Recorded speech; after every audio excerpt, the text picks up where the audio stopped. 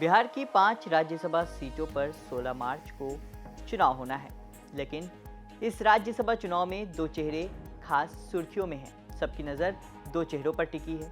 एक राज्यसभा सांसद उपेंद्र कुशवाहा, दूसरे भोजपुरी के सुपरस्टार पवन सिंह। अब नज़र इस पे टिकी है कि क्या उपेंद्र कुशवाहा को पवन सिंह रिप्लेस करेंगे। आपको विस्तार से समझाते हैं इस खबर में। नमस्कार, मेरा नाम है सैयद और आप देख रहे हैं बिहार तक। बिहार की 5 राज्यसभा सीटों पर 16 मार्च को होने वाले चुनाव इस बार काफी दिलचस्प हो गए हैं। राज्य में 5 राज्यसभा सीटें अप्रैल में खाली हो रही हैं। उनमें से फिलहाल 3 एनडीए और 2 आरजेडी के पास है। विधानसभा चुनाव के गणित से राज्यसभा चुनाव का सियासी गेम पूरी तरह बदल कर रख दिया है। एनडीए के कोटे से जनता दल यूनाइटेड के 2 राज्यसभा सांसद हरिवंश नारायण सिंह और रामनाथ ठाकुर का कार्यकाल समाप्त हो रहा है। हरिवंश नारायण सिंह 2018 से राज्यसभा के उपसभापति हैं। रामनाथ ठाकुर फिलहाल नरेंद्र मोदी सरकार में कृषि राज्य मंत्री हैं। एनडीए से ही राष्ट्रीय लोक मोर्चा राज्यसभा सांसद उपेंद्र कुशवाहा का कार्यकाल भी समाप्त हो रहा है। वहीं महागठबंधन से आरजेडी नेता प्रेमचंद गुप्ता और अमृतधारी सिंह का कार्यकाल समाप्त हो रहा। ऐसे में कुशवाहा की दोबारा राज्यसभा में वापसी पर ग्रहण लग सकता है, तो पवन सिंह की सांसद पहुंचने की लॉटरी लग सकती है। बिहार विधानसभा के मौजूदा सियासी अंकगणित ने राजनीतिक तस्वीर को पूरी तरह से बदल दिया है।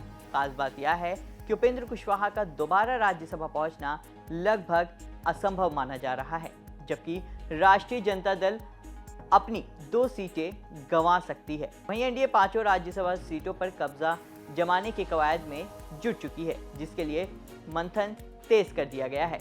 राज्यसभा सांसद उपेंद्र कुशवाहा का दोबारा से राज्यसभा पहुंचना मुश्किल है। कुशवाहा का राज्यसभा का रास्ता इस बार लगभग बंद है। कारण बिल्कुल स्पष्ट है कि उनकी पार्टी का विधानसभा में संख्या बल बेहद कम है। राज्यसभा चुनाव के लिए एक उम्मीदवार को 41 विधायकों के वोट चाहिए। कुशवाहा की पार्टी के पास सिर्फ 4 विधायक हैं।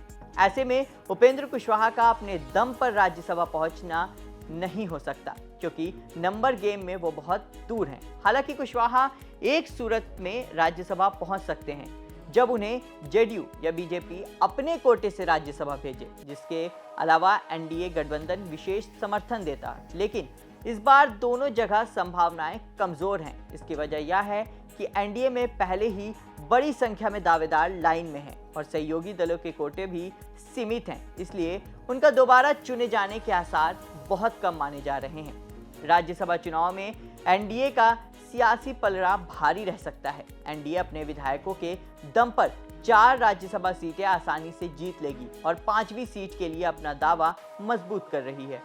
एनडीए के भीतर भाजपा, जेडीयू, लोजपा और सहयोगी दलों के बीच सीटों को लेकर संवाद अंतिम चरण में है। बीजेपी राज्यसभा चुनाव के जरिए इस बार जातीय संतुलन, क्षेत्रीय प्रतिनिधित्व और हाई प्रोफाइल चेहरों के मिश्रण पर काम कर रही है। ऐसे में माना जा रहा है कि भोजपुरी एक्टर और गायक पवन सिंह को राज्यसभा भेजा जा सकता है। वो बड़े जनाधार, लोकप्रिय चेहरा हैं। बीजेपी उन्हें सांस्कृतिक और युवा आउटरीच के रूप में देख सकती है। पवन सिंह के अलावा बीजेपी के राष्ट्रीय प्रवक्ता संजय मायूख को राज्यसभा भेजे जाने की भी चर्चा है। वो संगठन में काफी समय से सक्रिय हैं, केंद्रीय नेतृत्व का भरोसेमंद चेहरा माने जाते हैं। इसके अलावा बिहार से किसी बड़े ब्राह्मण राजपूत नेता का नाम पर भी मंथन चल रहा है। जातीय प्रतिनिधित्व को बैलेंस करने की तैयारी पार्टी कर रही है। पार्टी आंतरिक समीकरणों के अनुसार अंतिम नाम तय करेगा। उद्योग, प्रोफेशनल बैकग्राउंड से एक बाहरी चेहरा। बीजेपी अक्सर एक सीट प्रोफेशनल को भी देती है, इस बार भी संभावना है। वहीं विधानसभा चुनाव ने आरजेडी के लिए सियासी जमीन तंग कर दी है। आरजेडी के लिए राज्यसभा चुनाव कठिन है। पिछली विधानसभा में आरजेडी के पास अधिक विधायक थे और उसने सीटें हथिया ली थी, लेकिन वर्तमान संख्या बल बदल चुका है। बिहार विधानसभा में आरजेडी के पास अब पर्याप्त संख्या नहीं है जिसके दम पर राज्यसभा की सीटें बचा ले। ऐसे में उसे राज्यसभा चुनाव जीतने के लिए सिर्फ महागठबंधन ही नहीं बल्कि पूरे विपक्ष का समर्थन पाना होगा। महागठबंधन के भीतर समर्थन भी सीमित है। एक सीट जीतने के लिए विपक्ष को एआईएमआईएम, निर्दलीय और छोटे दलों का समर्थन चाहिए होगा, जो फिलहाल मिलते नहीं नजर आ रहा। बिहार की 5वीं सीट पर सबसे ज्यादा पेंच फंसा हुआ है। एनडीए संख्या बल के हिसाब से 5वीं सीट भी जीत सकता है, लेकिन उसे विपक्ष के 3 विधायकों का समर्थन मिलेगा तब। विपक्ष एआईएमआईएम और निर्दलीय साथ आते हैं तो मुकाबला कड़ा हो सकता है। यहाँ एआईएमआईएम का रोल बेहद महत्वपूर्ण है। एआईएमआईएम के पास 5 विधायक हैं। 5वीं सीट की राजनीति में उनका समर्थन निर्णायक हो सकता है। पार्टी ने संकेत दिया है कि वह अपना उम्मीदवार भी उतार सकती है। यदि एआईएमआईएम एनडीए का समर्थन करती है तो एनडीए 5 सीट जीत सकती है। ऐसे में बसपा और आईपी गुप्ता पर भी सबकी नजर टिकी होगी। बहरहाल इस 5वीं सीट पर क्या कुछ होता है वह तो देखने वाली बात होगी। इसके साथ ही सबकी नजर इस बात पर भी होगी कि क्या उपेंद्र कुशवाहा को हटाकर अब पवन सिंह को राज्यसभा में एंट्री दी जाएगी। इन सब पर आपकी क्या है राय, हमें कमेंट कर जरूर बताएं। बाकी बिहार से जुड़ी तमाम बड़ी खबरों के लिए देखते रहिए बिहार तक। शुक्रिया। गरीब की बीवी सबकी भाभी है ना, ये बड़ा सा मसला है साहब। मैंने हम लोग सपोर्ट करेंगे, कोई हमको सपोर्ट नहीं कर सकता क्या? कोई हमको सपोर्ट नहीं कर सकता क्या? सवाल ये पता है कि इस वक्त 56 इंच के सीने के सामने में सबको पसीना आ जाता है। मजबूती से अगर कोई बोलता है तो बैरिस्टर असदुद्दीन अवैसी बोलता है, तो लोकसभा में बोल रहे हैं। राज्यसभा में फिर कौन 56 इंच के सीने को पसीना निकालेगा? उसके लिए जरूरी है कि एमआईएम के किसी आदमी को भेजा जाए, और हमारे लिए समर्थन के लिए आप लोग हालात बनाइए। 42 लोगों पर नोटिस जारी किया गया, क्या लगता है? अरे भाई 42 लोगों पर, यहाँ तो सबसे पहले नोटिस जारी होनी चाहिए बिहार सरकार पर कि बिहार सरकार ने प्रलोभन, इससे बड़ा 1 करोड़ 54 लाख के खाते में during election period, campaigning period में पैसे गए, इससे बड़ा प्रलोभन क्या हो सकता है? कोई भी योजना सैंक्शन है तो कोई भी विधायक जाकर उसका फीता नहीं काट सकता, उद्घाटन नहीं कर सकता, शिलान्यास नहीं कर सकता। तो आखिर क्या वजह है कि जस्ट इलेक्शन के करीब में आपने फैसले लिए और ड्यूरिंग इलेक्शन कैंपेन आपने पैसे भेजे? इस सरकार को नोटिस होनी चाहिए। फिर आप लोग कैसे 5 जीत गए सर? है? आप लोग कैसे? अरे ये मामला नहीं होता तुम 25 जीत के आते ना।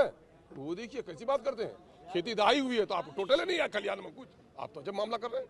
अच्छा, शराबबंदी को लेकर क्या, जिस तरीके से सवाल खड़ा है और शराबबंदी की समीक्षा की बात कर रहे हैं? शराबबंदी के मामले में शुरू दिन से हम लोगों ने कहा है कि बिहार में नाम मात्र की शराबबंदी है, वरना घर घर में डिलीवरी हो रही है और लोग माला माल हो रहे हैं। इसमें सत्ता पक्ष के जो वर्कर्स हैं वो ज़्यादातर वही लोग हैं। पुलिस का संरक्षण है, सरकार का संरक्षण है, जिसकी वजह से शराब, और शराब से भी ज़्यादा चिंताजनक मामला ये है कि ड्रग जो है, ड्राई ड्रग्स है, उसमें अफ्यून, गांजा, और इसमें हमारी क्लास 7, 6 के बच्चे, हाई स्कूल के बच्चे बर्बाद हो रहे हैं। देखिए आप लोगों को मैं कहता हूँ, देश की आज़ादी के वक्त महात्मा गांधी जी से लोगों ने पूछा था कि बापू स्वतंत्र भारत में शराब की क्या पॉलिसी होगी? बापू ने कहा था शराबबंदी रहेगी। लोगों ने कहा बापू शराब से जो रेवेन्यू आता है उससे स्कूल चलते हैं, हॉस्पिटल चलते हैं। बापू ने कहा था सोने के अक्षरों में लिखने वाला जुमला कि देखो मेरा बच्चा अनपढ़ रह जाए, बीमारी से मर जाए, मैं बर्दाश्त करूंगा, लेकिन अपने राष्ट्र के बच्चों को शराब पीकर बर्बाद होने नहीं दूंगा। बापू के मार्ग पर चलना चाहिए। बापू का जो लोग यहाँ पर स्टेचू बनाते हैं, बापू के गले पर माला डालते हैं, बापू के शिक्षा का अनादर करते हैं।